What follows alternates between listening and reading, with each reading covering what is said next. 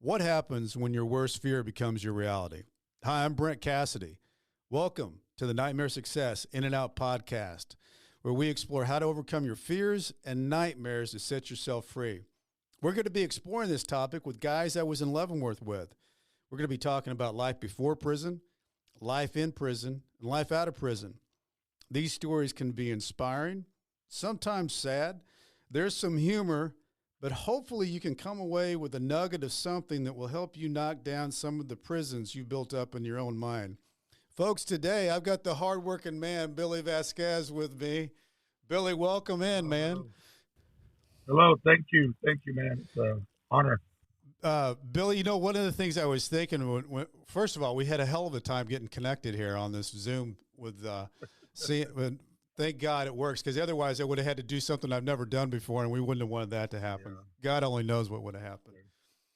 Sure. You know, one of the things I remember, Billy, about you is, first of all, you were the guy that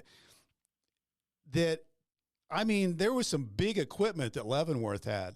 I mean, big trucks and other big equipment, and you were always the guy that was driving that around. Did you learn that at an early age, like growing up? Yes, I did. I I was always around farm equipment, and it just the big stuff always fascinated me, and I would always tell my stepfather, which raised me like his own. I want to be able to operate those one of these days and do all those amazing things that people do on them. Yeah. And that was I was always in my head, and he goes, and the things that helped me out is that my dad always told me, he goes, "Well, you see that guy that's on it right now?" And I said, "Yeah, he ain't no different than you, so you'll Yeah. be able to do that." So, Billy, growing up, where did you grow up? Take me back to where Billy was as a kid. Uh, in some town that I hate to even remember or mention, but it was Muleshoe, Texas. Okay. I went to school there. I played a little football there, and I got into a lot of trouble there too. But I started working at a real young age, and we were. My dad was a farm worker, and we did a lot of what do I want to say, agriculture, like Yeah. picking picking peppers and watermelons, and Yeah. pretty pretty hard work, man. Hard work all day long in the sunshine down in Texas. Yeah. Yeah, I went, hot or cold. We were out there so we could, Did you, what about siblings, brothers, sisters? I had two brothers that lived with us. Yeah, two smaller brothers, two younger ones. So you were the oldest? And yes, I'm the oldest. I Yeah. have a sister, but she didn't live with us. She lived with one of my aunts.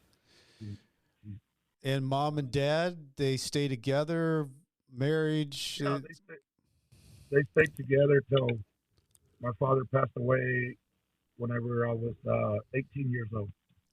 Wow. Okay. He, yeah, he passed away during Christmas in Mexico on vacation. Were you with him?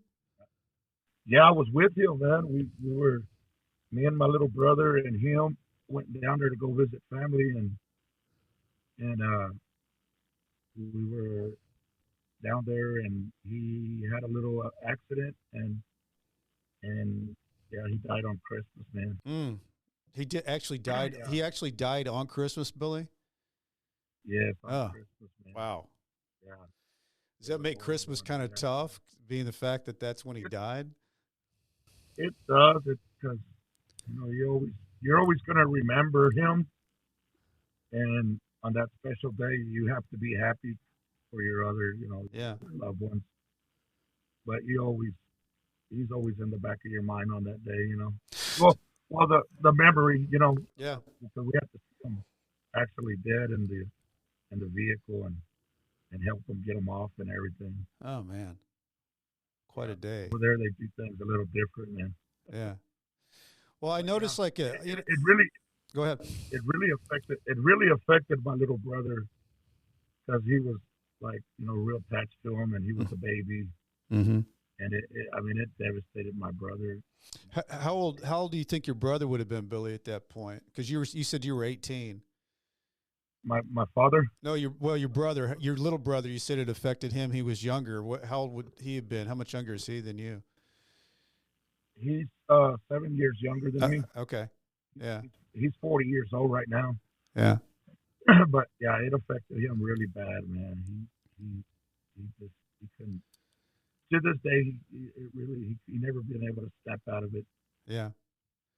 So, And Billy, when you were doing all that work and the family was doing the work in the fields and that, what when you turned 18 or you got out of high school, what did you do after that?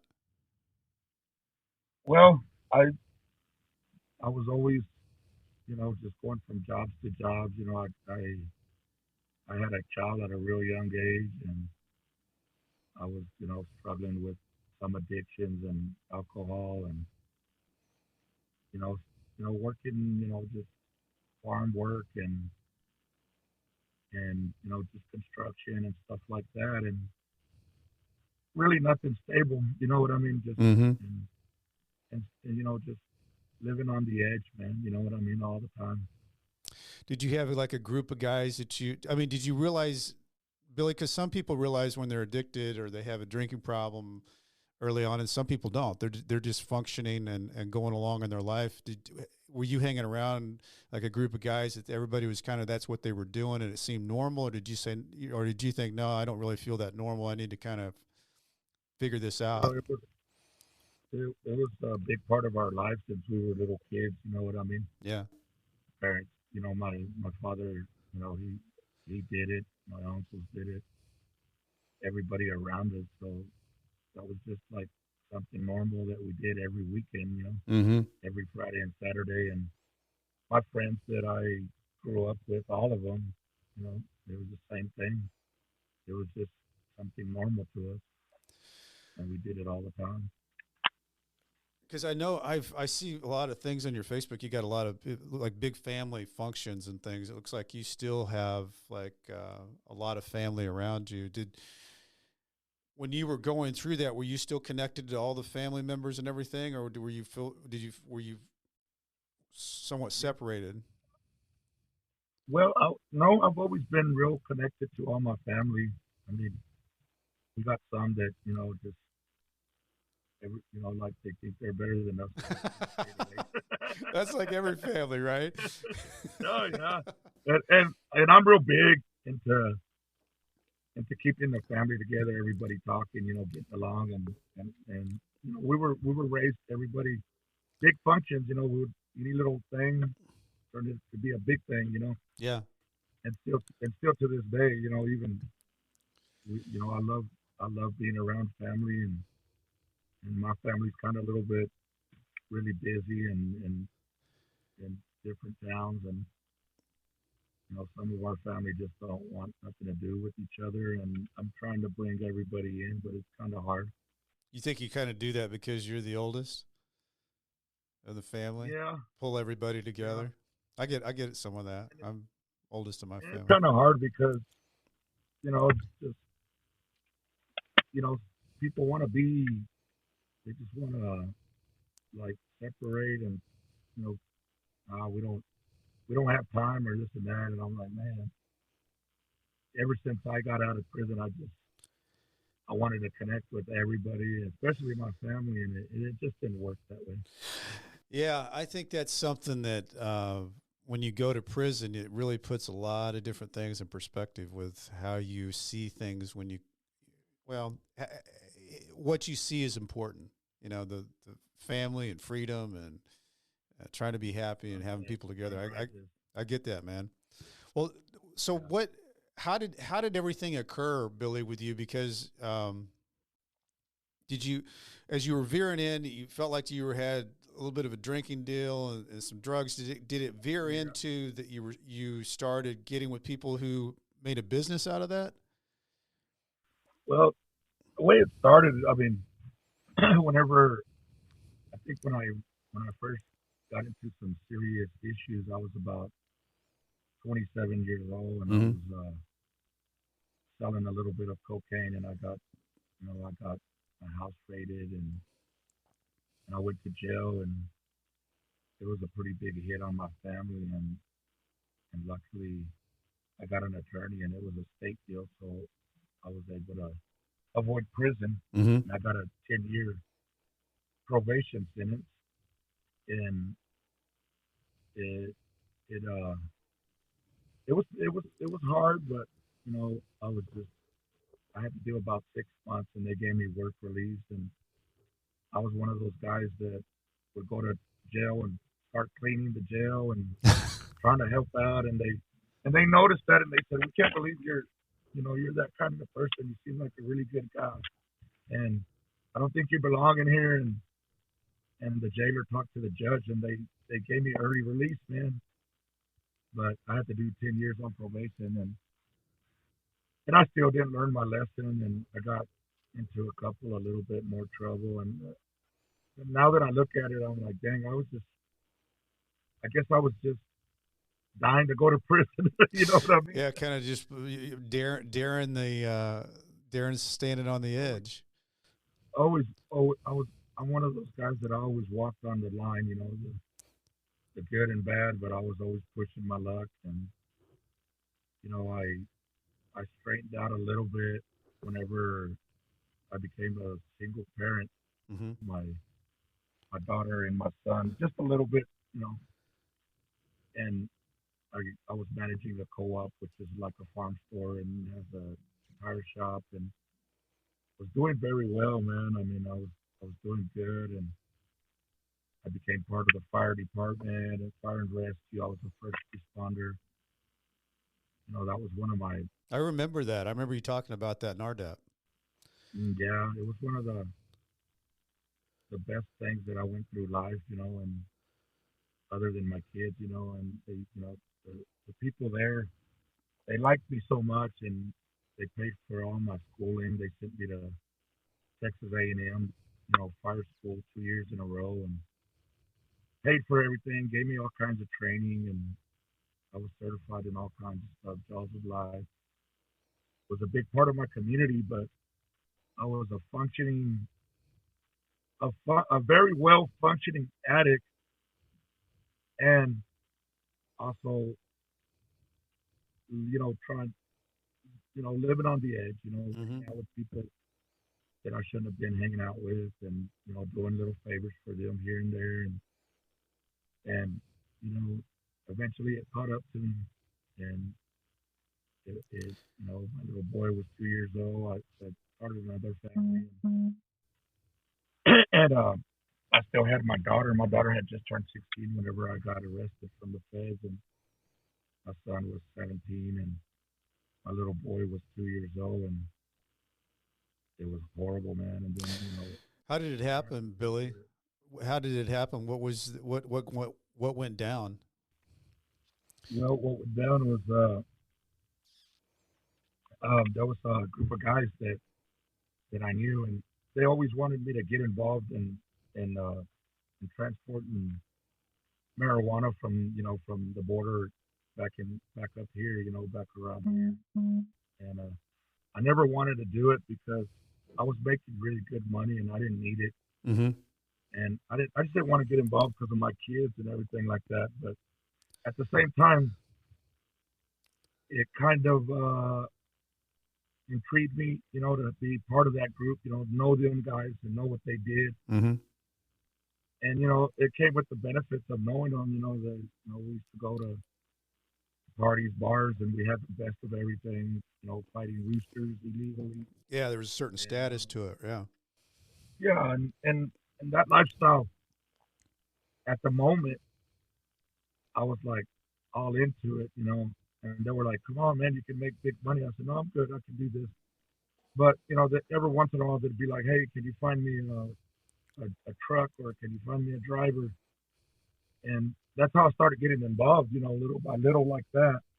And I always told them, I said, I never want to be part of the actual transport or anything like that, but yeah, I'll find you a pickup, or I'll find you somebody that'll help you drive it or whatever. Mm-hmm.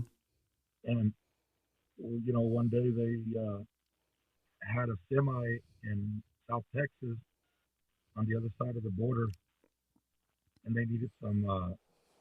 They needed disguise the load. It was a dump truck, and they needed to buy some. It was called bentonite. Bentonite is what they use like for ponds or when they drill a well, they put that Mm-hmm. on the casing. Some kind of sand, and they couldn't order it. And then they came to me and they said, "Hey, all we need you to do is just order this sand, and you pay for it with our credit card." So I called that company and got it set up and bought it, and everything was good. And that's how I got involved. Man, I got a conspiracy charge for aiding and abetting with intent to distribute. They they did it twice, and they got caught once. The second time, the first time, everything went so smooth. Everybody thought it was And great. Yep. but they got greedy and they wanted to do it back to back. Yeah.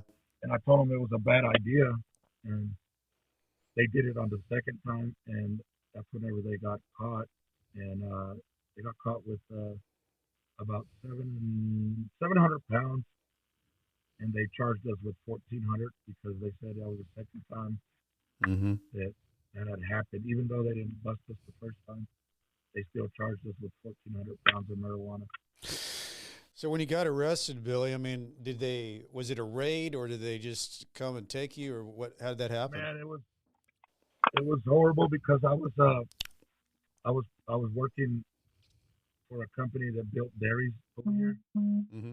and I was kind of like the guy that delivered all the machinery, the equipment, anything they needed. We were building one of the largest dairies in the United States, indoor dairies, and we had about 300 employees. And I showed up in the morning to the job site on the pickup and the trailer, and all the guys came to me to start ordering whatever they needed, and I was going to go get it for them. And we seen like four Suburbans coming down the road, and the sheriff, and the guys thought it was the immigration, and I told them, I said, "Don't worry about it, I got this." You know what I mean? Mm-hmm. They thought it was the immigration, and they went straight towards me and they surrounded me. Yeah.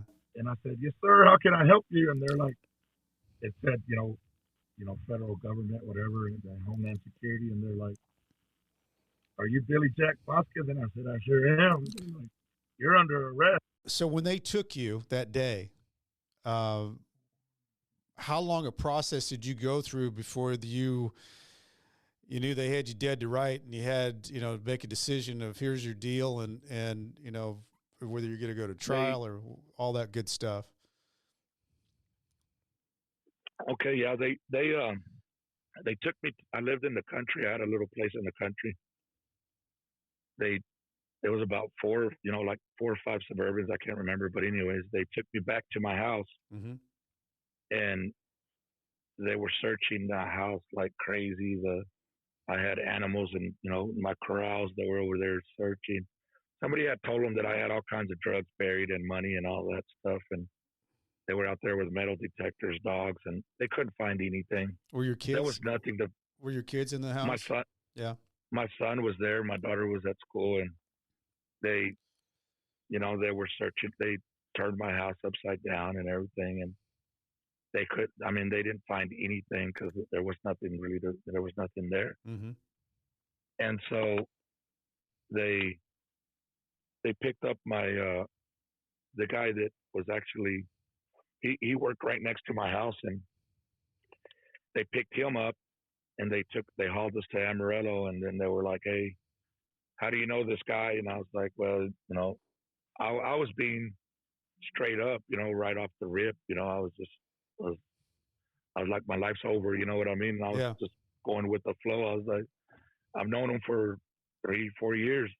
And then he goes, well, they were just trying to get more stuff out of us, but there really wasn't that much. I was telling them everything that I knew. Mm-hmm. And he goes, well, that's funny because he says he doesn't know you. And I said, well, I mean, I don't know what to tell you. And he goes, we know y'all know each other because y'all talk all the time on the phone. We got that, we got all that. And I Mm-hmm. said, okay, so I'm telling you the truth. And if he doesn't want to tell you the truth, I can't control him. But yeah, I stood here in Amarillo until the feds picked me up and they took me to the border where the crime happened, to Pecos, Texas, close to the border. Mm-hmm. And I was there 5 months before I got sentenced. And the reason I got sentenced so fast is because I was guilty. I Mm-hmm. accepted responsibility, and uh, they put separatees on all of us where we couldn't, be in the same. We were in the same jail, but we couldn't be in the same cell Mm. because there was a guy that was telling on everybody, and and out of I think there was 13 of us that were involved in that conspiracy, and the guy that was the driver, he was a friend of mine, and he's the one that told on all of us and everybody's involvement and all that. So they sentenced him, and they said, "You want to fight? If you want to fight, you know what happens when you fight with the feds? Mm-hmm. Are you going to get double your time?" So I guess they scared me, and I just said, "You know what? I'm guilty." And it was the toughest 5 months of my life, because I was losing everything. I was losing my house. I was my children. I had to leave my son alone, and my fiance, she was hanging on by a thread. Mm-hmm. It was affecting her really bad. She was just drinking all the time and really not paying attention to the kids, and it was horrible, man. Because I was supposed to get married like in a couple of months, and So now everything was good, Billy, and then it yeah, wasn't. it was really good, and then all of a sudden my nightmare began, Yeah. buddy. You know what I mean? So And it Billy, was go the ahead. were the kids going to stay with your parents, or what? How did that all shake out? Like when you were in, you said you had the fiance. Was she watching the kids, or how did all that? Well, my fiance, she lived in her own house, Okay. and then I lived with my two kids at my own house, and she had my 2-year-old. Mm-hmm. Me and her had my son Xavier, and my daughter was 16 and my son was 17. So I didn't know what to do. I was just for the first time in my life I was and You said for the first time in your life, you were. yeah, because I was always in control of everything, and then all of a sudden I didn't, I couldn't make any decisions. Yeah. I was just telling them I don't know what to do, and my ex-wife, she's like, well, I'll take my daughter and my son back, but they didn't want to go with her, so they ended up going with my sister for a little bit, and then that didn't work out, and my daughter, it was affecting her. What my what I did was affecting her too, and she kind of struggled a little bit, and then she ended up with my mother. Mm-hmm. And my son, well, he was already old enough to go fend for himself. So Billy, all that's swirling around, man, and then you decide you're going to plea. Then where did they send you? Well, then your plea, I guess, was, you told me it was, you got an 8-year sentence, right? 84 months. 84 It was months. 84 months. Yeah, and everybody there couldn't believe it because they were like, "It's just marijuana. It's just marijuana." But the reason I got enhanced a little bit is because of my prior felonies, because I had prior felonies. Yeah. And so they said, if you're going to plea out, we can have this done and fast. You start your time and you go to prison, and it's a lot better than being in this shithole. And it Yeah, the was a county. shithole. Yeah. I can't believe you were in And there for and the 5 one months. That's a long time to be in county. man, and the one in Pecos was a shithole, buddy. I'm Mm-hmm. sorry to say that, but god dang. But anyways, I got sentenced to 84 months. 3 days later, in the middle of the night, the bus shows up, and we're going to Oklahoma City to get Transfer. transferred, and then to get see if you're a gang member. What do they call that? Classified. Yeah. They classify you, and they see where you're going to go or what prison has room for you. And I think I was in Oklahoma City for 2 weeks, and then they put me on Con Air to Inglewood, Colorado, to a low prison. Billy, what was your time like at Oklahoma? Because everybody talks about it as just a terrible place as a transfer center. It was one of the moments getting over there because it took us 2 days from Pecos on the bus, on the prison bus to. You were probably shackled and everything.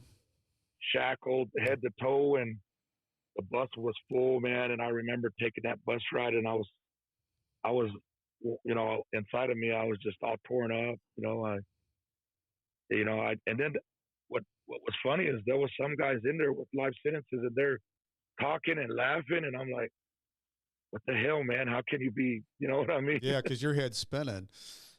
Yeah, I said I got 84 months. You got a life sentence, and you're more happier than I am. You know what I mean? I was like, I just couldn't figure it out, man. And we had to stop every 8 hours and would go to the county, and they would check us in and strip searches, and it was horrible, man. It's never good to travel as a prisoner. No, it's not, man. You get, you have to do the whole body cavity search. Yeah. It was funny is I went, it was actually when we were in RDAP, Billy, and I had to go back to that civil trial. And the guys, one of the guys told me, hey, Cass, it's not going to be a big deal at all. In fact, you'll probably go with the marshals, and they'll take you through Taco Bell, and you'll probably even get to McDonald's by St. Louis. So I get picked up by Warren County sheriffs, and the first thing they do is they shackle me, and I'm like, wait a minute, this isn't anything anybody talked about. And I was thrown in the back of that van, and they pulled into some place, because they don't get their gas at a normal place. And then they throw that bag back there that's got like this really weird looking meat in it and this cheese and warm milk. And I thought, man, this is a long ways from Taco Bell, McDonald's. But that's just, and then you get thrown into that county jail scene. And, for me, I did it in reverse because I was at Leavenworth and then went into the county. And man, people who get those two thinking that they're the same thing, people on the outside, hey, jail, prison, they're so different. It is, man. Totally different. Whenever we finally got to Oklahoma City, man, we were in the bus, it goes in a basement, and the CO gets on there and he's like, any Tango Blast, starts naming off gang members, any gang members in here, and all the Tango Blasts get up, and I'm sitting there because I'm nothing. Right. I'm just a guy, I'm just a guy. I'm from Texas, You're a Texan. Yeah. And so these guys get up, and I guess they have to separate them because, they can't all be together. Yeah. And, they start naming off all these other, and then all of a sudden they're like, where are you from? I said, I'm, Texas and this and that. Oh, you should be in the Texas unit. And I said, well, I don't know. So they just threw me in with everybody else with the mix. And it was pretty tough, man, because everybody was affiliated and I wasn't affiliated. And they're like, well, who are you going to run with? Well, I'm not going to make that decision until I get to prison. Well, you won't be able to eat here. You know how prison is. You won't be able to eat here. You can't do there. You can't. Yeah. Can't be in our spot. You know how that stupid shit is over there. It is stupid. Yeah, but it was good because the paisas, the Mexicans, like from Mexico, the paisas, they took me under their wing, and they said, you don't have to run with us, but, you'll make your choice when you get to prison. But, you can eat here with us. We'll take care of you, whatever. And, in 2 weeks, I was there 2 weeks, and it was horrible, man. Yeah. Horrible. And then they put us in this, again, at 3 o'clock in the morning, they get us out, and they stick us in this big old holding cell. I think there was about 200 people in there. All kinds of crazy, man, it was just horrible. And then we got to get in line and get chained up again to get on Con Air. So what's going through your head? What's going through your head, Billy? I don't want to get on this damn airplane, but I don't have a damn choice, man. Yeah, You know no what I mean? control. Yeah, you got no No control, control. no rights. I mean, I'm chained up, and I see everybody chained up, and we can barely walk. Yeah, And I'm like, it's hard to and look I'm cool. like, It's hard to look cool walking in the shackles. it, It's just it is, man. you got a weird shuffle going on. And then they put us on this plane, man, and we get to, I can't remember, Trinidad, Colorado. The plane lands there. Mm-hmm. And whenever we land there and we're getting out of the plane, I mean, there's marshals all the way around us with shotguns, and I'm like, man, I really did it this time. You know what I mean? This is the real deal. Yeah. I said, I really did it this time, man. I can't believe I'm going through this. I was like, I really screwed up, man. I said, I can't believe I'm going through this shit. And then, they put us on a bus, and off we go to Inglewood Prison, where I did about 3 years. Yeah, what was your like getting there, your first day? What was it all like getting into Inglewood? Because that would have been kind of, this is going to be your home for a while. Well, it was just like the movies, man.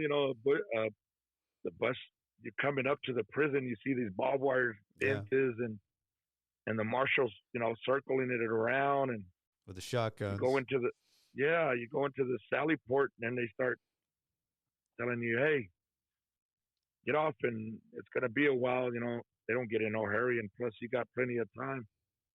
Y'all get in this holding cell, and then we're going to process y'all one at a time, and then we'll give you your clothes and your blankets and your little hygiene, and off you go to the big house, And we're all sitting in there, and we're all talking to each other, and there's a restroom right there.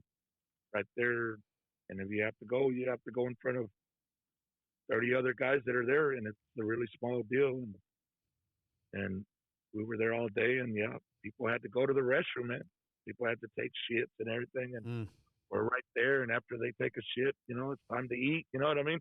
Yeah. It's just horrible, but it was just like animals. God. Yeah, and I just couldn't believe that I was going through it, man. I just kept on saying, dang, you had the best, and now look at you. Yeah, it's such a drastic change, and it, that whole thing is almost like a shock treatment of, when they process you through prison, because you can almost feel like your freedom's shedding off your skin when you're going through that. Yeah. So, Billy, when you got in there, did the guys, did you feel like they were helpful and kind of getting you set up and getting you to know the place and getting a job and all those things? The COs, which is the correction officers, of course. Me and you know that, but maybe somebody that hadn't been there doesn't know what we're talking about. But they gave me the impression that they really didn't give a shit about you, and you were just another number to them. Which we actually do have numbers. That's the unfortunate thing. Yeah, we did. And one of them said, "Hey, I'm a counselor, so I'm an Inglewood counselor, and do you need counseling?" And I said, "Well, I don't know." I said, "I'm really,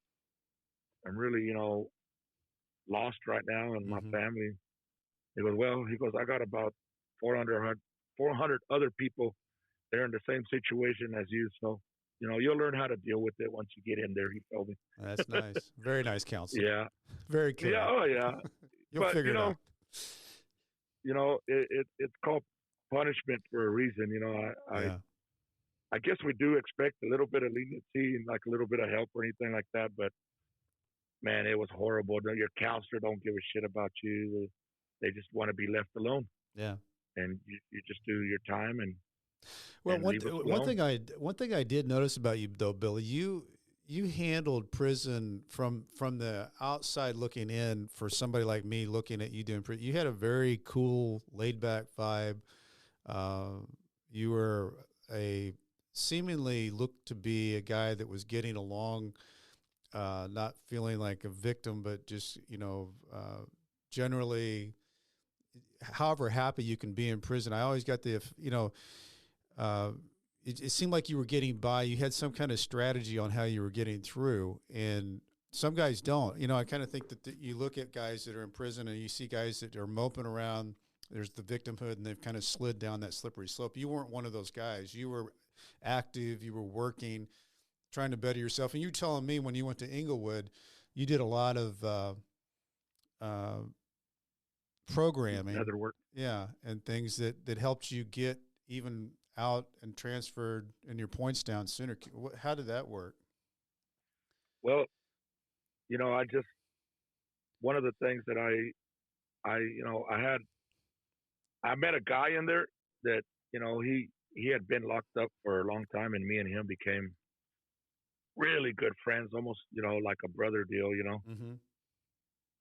And he got me into leather, and he's telling me, hey, he's like my mentor, man, and I still talk to him to this day, and he's like, you got to program, man, you got to stay busy, keep your mind occupied, he goes, you're gonna have another chance at all this, at life again, and make your stuff right with you.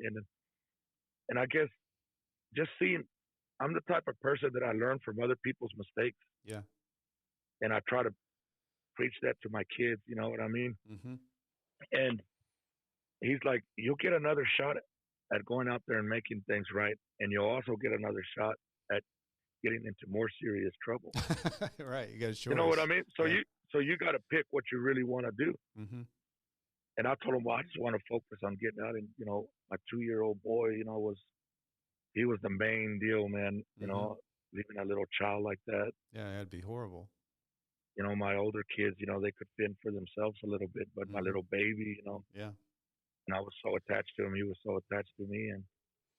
And I just started doing all kinds of programs. I had plenty of time to do it. Yeah. So I started doing, business and restaurant managing, financial 101, parenting, anger management. And I just started doing all kinds of stuff. And then I got into leather, and thank God I got into leather, because I was doing leather every chance I got. Me and him were just always doing leather, and it helped my time out. So, I mean, it just helped me out. And well, for those that don't know, I have, still have, the Billy Vasquez special from, he made my wallet in prison, and it's still good today. And I carried that thing every day for 3 years. I love it. But you actually did good leather work. I mean, it was. Thank you. Nice. I try to get out of here and do it, Yeah. but I didn't have time. Yeah. I didn't have time. But my buddy, he sends me all kinds of stuff he's in Inglewood still, and he sends me all kinds of stuff to try to help him sell it. Sure. But I'm like, man, I don't want to sell it. I love this stuff, just man. keep it. I'll just buy it from you and keep it, because I mean, well, I know all the time that goes into it and all the work and everything. Yeah. Well, Billy, the thing of it is that and I wonder why there's more programming like that in the lows and mediums, and then you get to the the camp level, the minimum, and they really don't have anything except for the RDAP program. There was some GED. I know that Michael Hughes had gotten involved with that education part, but for the most part, it seems like they cut so much of that out when you get down to the camp level. I'm not sure why that is. I guess because you don't really have people doing long sentences. I don't know, man. I mean, programming was supposed to be it's for the government, the federal government, provides all that for us, so we can try to better ourselves when we get out. You know what I mean? And you'd think that if somebody doesn't have a lot of time, they try to get them while if it's whether it's a year or 10 years, that you can get them whatever that is, better into getting out back into the world. I never thought about that, man. But the thing that I did like about the camp is you get to go work at these shops and everything that were around the prison. And when I went to the shop where you actually work on vehicles and machinery and all that they had out there. You and I were right next to each other. I was at the food warehouse and you were at the shop. Yes, sir. Yes, sir. I remember that. I would go eat burgers with y'all. That's remember? Right. We ate good. We ate good at the food warehouse. It was one hell of a perk up there. I mean, and talking about COs, I don't know if Matt Knoll is still there, but there were good CEOs and there were bad CEOs. Matt Knoll was a good CEO. He really just was a guy. He wasn't trying to force anything on anybody. He's trying to treat us like regular people, and I always appreciated that about him. Yeah. Well, the CEO that was with us when I went to the shop, Mm-hmm. he had just started. His name was White. His last name was White. Remember White? Yeah.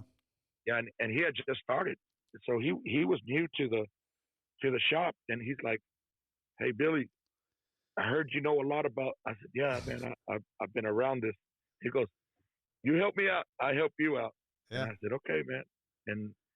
And I mean, I was just making him look good because I was fixing everything, man. I mean, and like, you know, what? for those who don't know, Billy, you fixed like all the trucks and stuff that were on that whole campus. So Yeah. I think a lot of people don't realize that the inmates do everything, and it's you know, if there's trucks to be worked on, it's not somebody who's hired by the federal government. It is the inmates. If there's electrical problems, it's the electrical shop. If there's paint to be done, there's painting. If there's mowing to be done, that's all inmates. And then, you know, we did the food warehouse, and we moved quite a bit of food up there for 2,200 people. But Yeah, you did. But you're right about one thing about that was really, I thought, was liberating, and I never could figure out why the guys stayed behind the fence, because it really did feel different to go to work every day in the shop or at the food warehouse or Unicor or whatever when you got out of that fenced in area, because some of those guys stayed in there all the time. Yeah, it was. I mean, the first time that I showed up at the camp, and they're like, "Walk out them doors and go to the shop." Yeah. And I said, I was afraid to walk out the door. Yeah, right. And the CEO, there was only one CEO, and he's like, "What are you doing?" I was like, "Can I, he goes, "Get out of here, man. Yeah. You're at a camp. Get out of here." Yeah. So I remember walking out there. I walked out the doors, and I started walking to the shop by myself. And I'm like, I was almost in tears, man, because I felt free again. No, seriously, Billy, it'd been like 3 or 4 years, right? Since you've been kind of walking out beyond the fence. Yeah, I was nervous, man, and I was walking to the shop, which was maybe a mile or a little bit under. I could see the trees, I could see deers, I could see turkeys, and I was like, I'm free again, you know? Yeah, yeah. No, it does give you that feel. I never could figure out why other guys didn't take advantage of that feeling, because I made sure that I walked every day to the food warehouse because I liked walking that mile. Yeah. You know, to see kind of the world going on Metropolitan Boulevard and just feeling like you were kind of normal. Yeah. And another thing about the shop that was a blessing, and I thank God that I had to, in a tough situation, there was a lot of blessings. I met a bunch of great people there, man, and the guys in our shop, you know, we became like a little family too. Mm-hmm. And a bunch of them guys didn't know, you know, they're already in their late 30s and didn't know a dang thing about working on vehicles or anything, mm-hmm. or, you know, busting tires. And I started showing them. And what intrigued me that they were so focused on wanting to learn, to take it out to the world, which we used to say, you know, out here to the freedom. And so I showed a lot of them how to drive trucks. I helped them get their CDL in there, and I showed a lot of them how to do mechanic work and bust tires. And Billy, don't you think that helped you move along your time? I mean, to me, that doing things like that seems like that when you're helping somebody and they're learning something new and you're able to basically use your brain and your knowledge, it almost seems like it shrinks your time a little bit. It did, man. It helped me out a lot. And it came with a lot of reward, you know what I mean? Because they were thankful, so they were hooking me up with whatever they could. And then the CEO, he's like, "Billy, you're just making me look really good, man." I mean, hell, you know what I mean? I mean, and they like that. Even the warden was like, "I don't know what the hell you're doing over there, but just keep on doing it," you know? Yeah.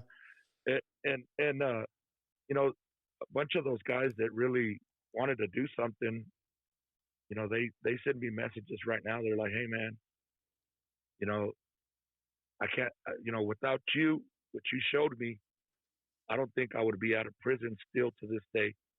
But since the knowledge that you showed me in there and all this, I got me a good job and I'm doing good. And I'm like, oh man, That's got to fill you you know, up, man. That's got to oh fill you up, man, make you feel good. yeah. That's I good said in a stuff. Because I horrible, mean, and I was going to say, Billy, you and I both know there's some good guys that we were in prison with, and hmm and they hmm wanted and needed an opportunity getting out, and you helping them get along that way. It's a big deal. It really is. it helped me out a lot too. You know what I mean? Sure, it did. Yes, sir. But yeah, I still keep in contact with them a little bit, through social media and Yeah. stuff like that. But everybody's busy with their lives, and there's one guy that he came to visit me, and we visited for a little bit. Went to dinner, and he's doing good and still thankful, and Yeah. he's always thankful. Billy, I'm wondering, like, because being in it the length of time that you were in, there's hard days that happen in prison. There's things where you feel like you're further away from everybody that you want to be with. How did you handle hard days in prison?